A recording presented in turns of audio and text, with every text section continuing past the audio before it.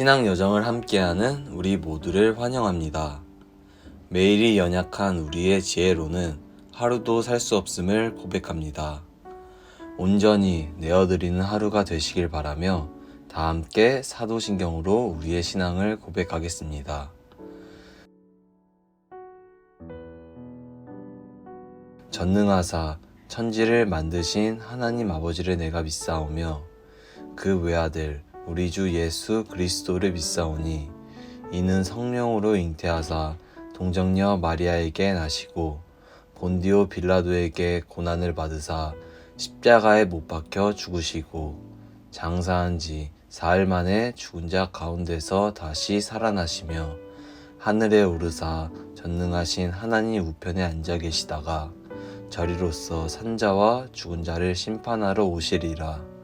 성령을 믿사오며 거룩한 공회와 성도가 서로 교통하는 것과 죄를 사하여 주시는 것과 몸이 다시 사는 것과 영원히 사는 것을 믿사옵나이다. 아멘.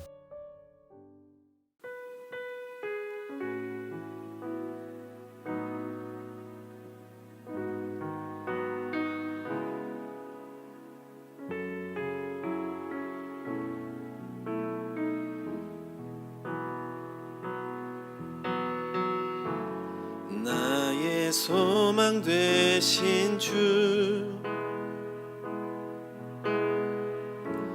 주를 바라봅니다.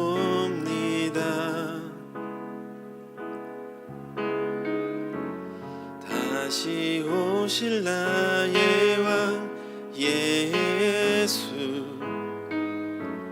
주를 기다립니다.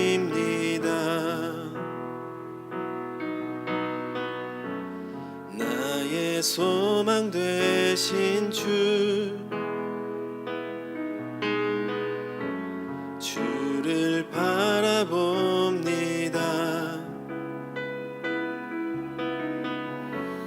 다시 오실 나의 왕 예수, 주를 기다립니다. 밤이나 낮이나 어제나 오늘도 영원히 주만 찬양해.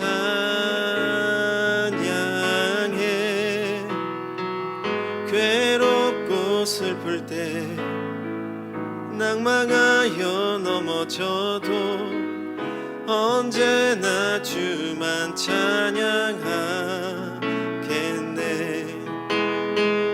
밤이나 낮이나 어제나 오늘도 영원히 주만 찬양해.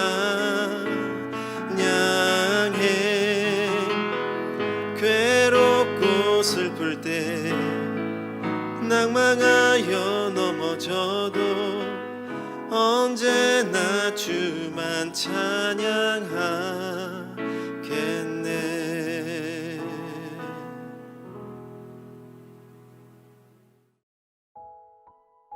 오늘 우리가 함께 나눌 말씀은 사도행전 15장 30절부터 35절입니다. 그들이 작별하고 안디옥에 내려가 무리를 모은 후에 편지를 전하니 읽고 그 위로한 말을 기뻐하더라.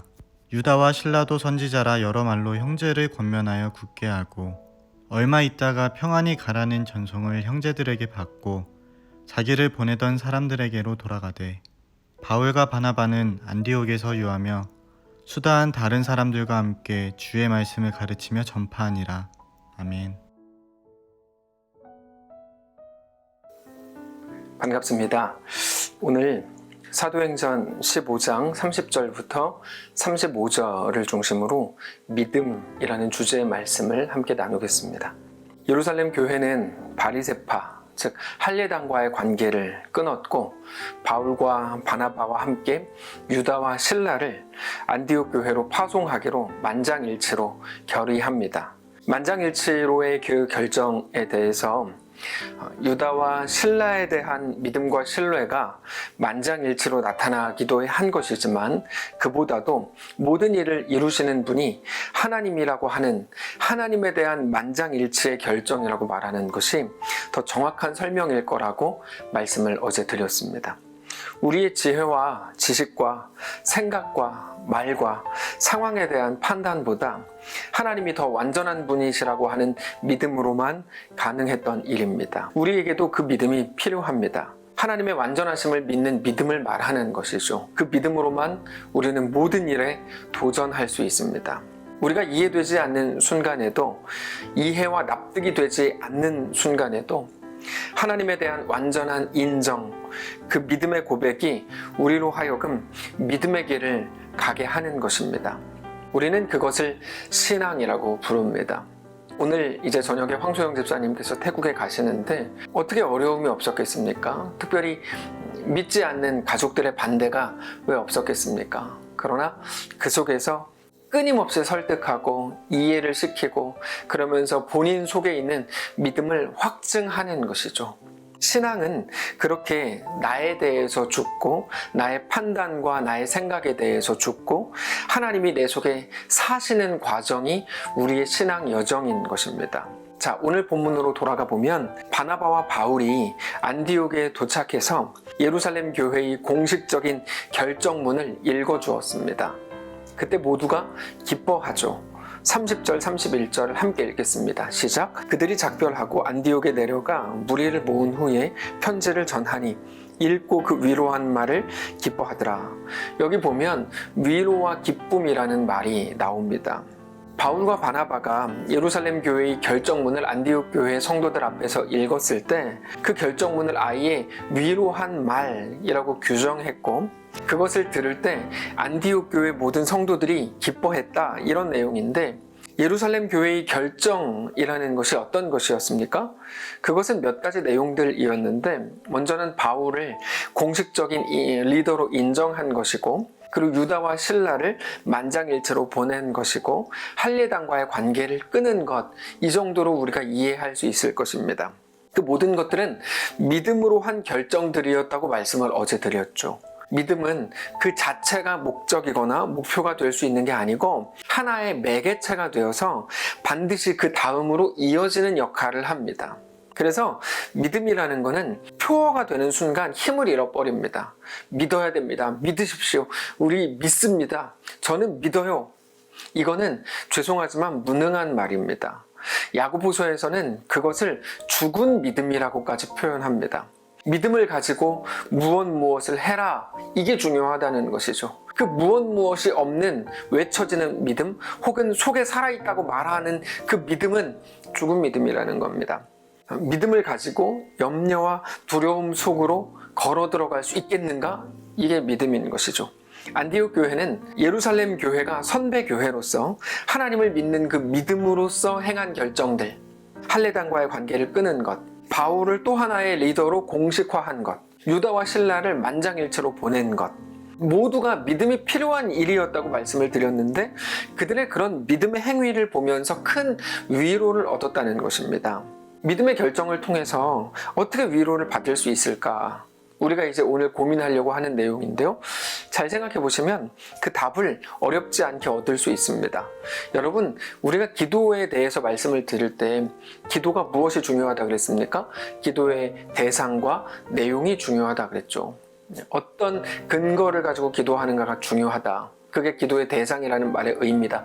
말씀을 드렸는데 믿음도 마찬가지입니다. 믿음의 근거가 있어야 합니다. 믿음의 근거는, 유일한 근거는 오직 예수 그리스도입니다. 우리가 그 일이 이루어질 것을 믿어요 라는 것은 부족한 믿음입니다.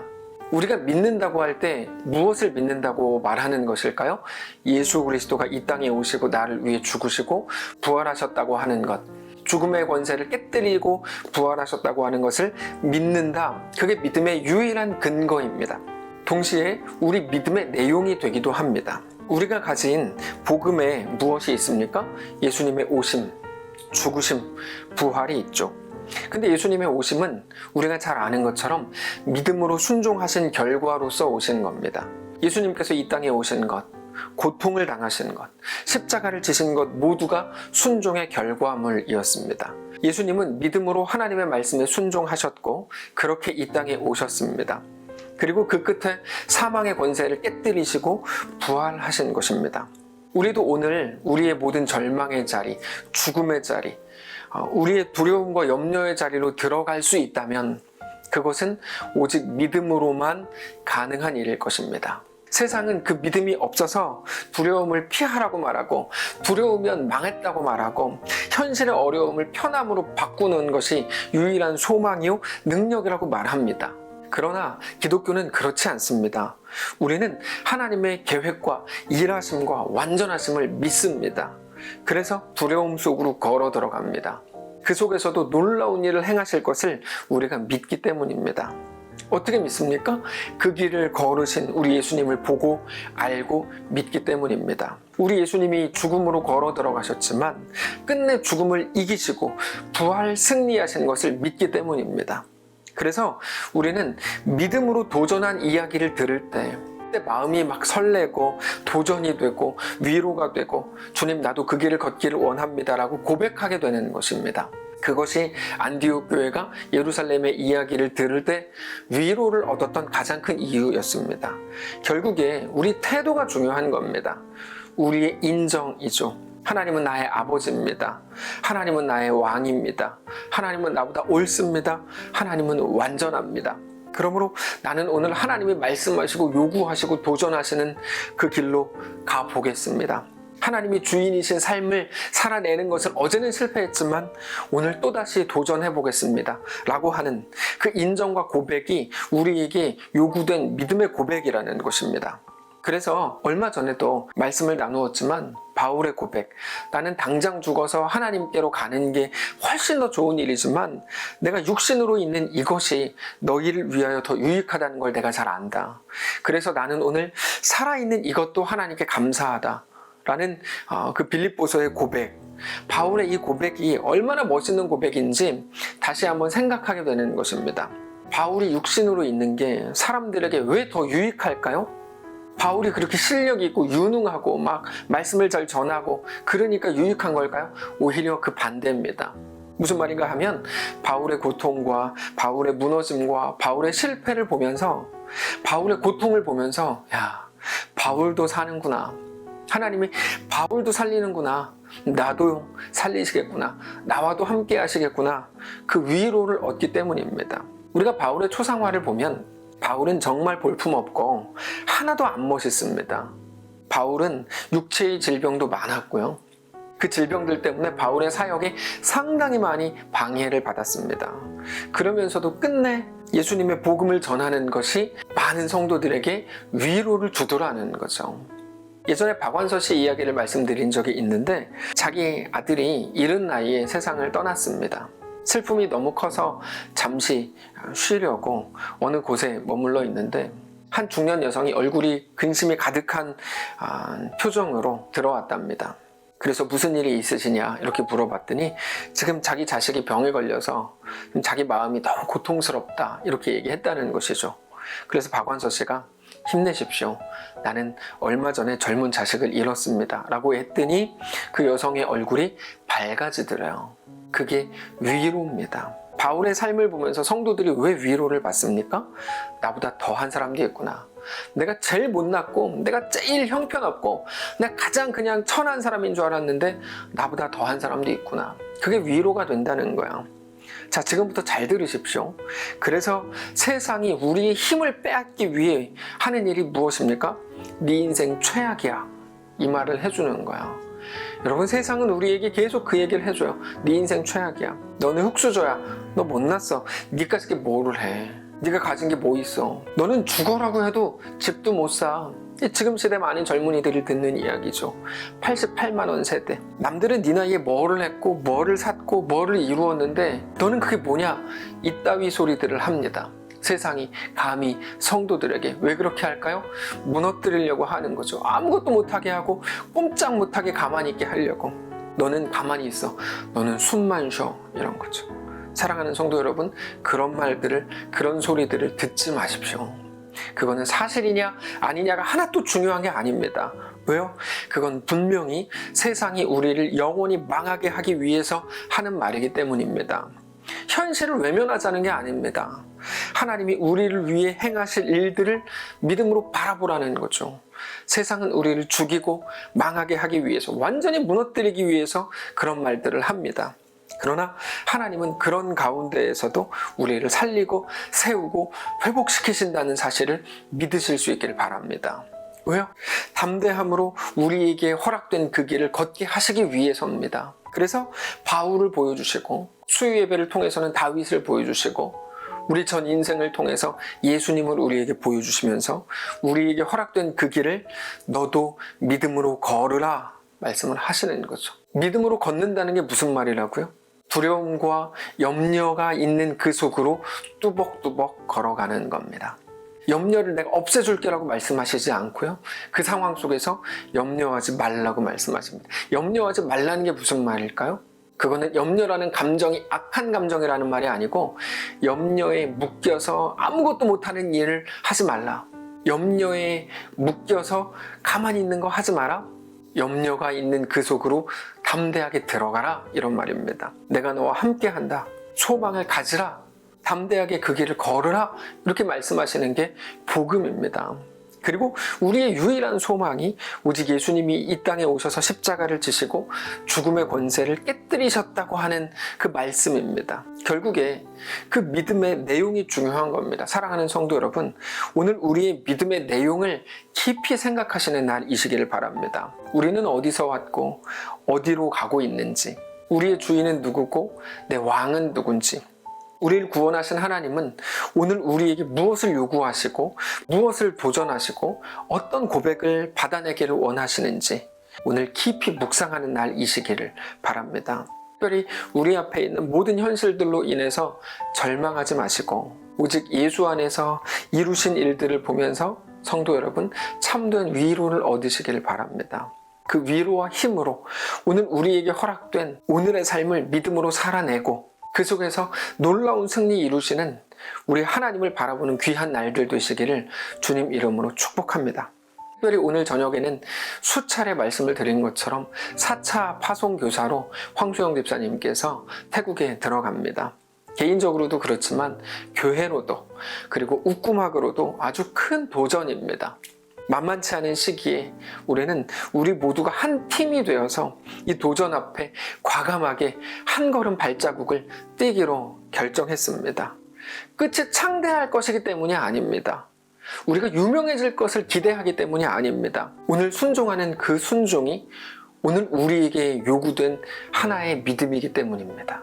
오늘 이 말씀을 통해서 모든 성도들께서도 하나님의 은혜를 구하시고 이 귀한 사역에 기도로 동참하시고 필요를 채우시고 그렇게 우리 모두의 이야기, 우리의 귀한 역사가 되는 2021년의 오늘이시기를 주님 이름으로 축복합니다. 한번 기도하겠습니다. 살아계신 하나님, 하나님의 놀라운 은혜입니다. 세상과 현실로 꽉 채워져 있었던, 현실 논리에 늘 죽어 있었던 우리가 믿음이라는 걸 갖고 사망과 죽음의 권세를 깨뜨리신 예수님을 믿고 이 어려운 시기에 한 발자국, 한 걸음을 떼다니요. 너무 놀라운 기적을 우리 가운데 베푸심에 감사합니다. 하나님, 오늘이 시작이 되어 놀라운 믿음의 역사들이 우리 안에 막 만들어지게 하시고 믿음의 이야기들이 또 하나의 사도행전의 역사가 막 시작되는 귀한 교회, 귀한 인생들 다 될 수 있도록 인도하여 주옵소서. 특별히 우리 황수영 집사님을 축복하시기를 원합니다. 붙드시고 인도하시는 여종 함께 하셔서 두려움 가운데 있지만 믿음으로 두려움 속으로 걸어 들어가는 그 인생과 그의 가정과 사랑하는 웃구막과 이 교회 가운데 놀라운 은혜를 더하셔서 믿음으로 우리의 삶이 매일같이 이렇게 이어지게 하시고 매일같이 도전하며 꿈꾸고 세상이 주는 절망 가운데 거하지 않고 하나님 허락하시는 예수 그리스도의 부활로 인한 소망으로 꽉 채워지는 귀한 우리의 삶이 될 수 있도록 인도하여 주옵소서. 들어가는 길 안전하게 도와주시고 격리 기간 중에 정말 위로와 힘과 온전한 회복이 있게 하시고 들어가서 준비하고 사역을 진행하는 모든 과정에서 하나님의 말할 수 없는 은혜로 충만케 하여 주옵소서. 두고 가는 가정 하나님 그들을 위로해 주시고 평안케 하시되 하나님의 말할 수 없는 은혜로 예수 그리스도를 믿어 구원 얻는 귀한 믿음의 가정 되도록 축복하시옵소서. 보내는 모든 성도들 동일한 은혜를 주시고 하나님의 놀라운 은혜로 오늘 하루도 복되고 승리하는 날 되게 하옵소서. 감사드리며 살아계신 예수님의 이름으로 기도합니다. 아멘.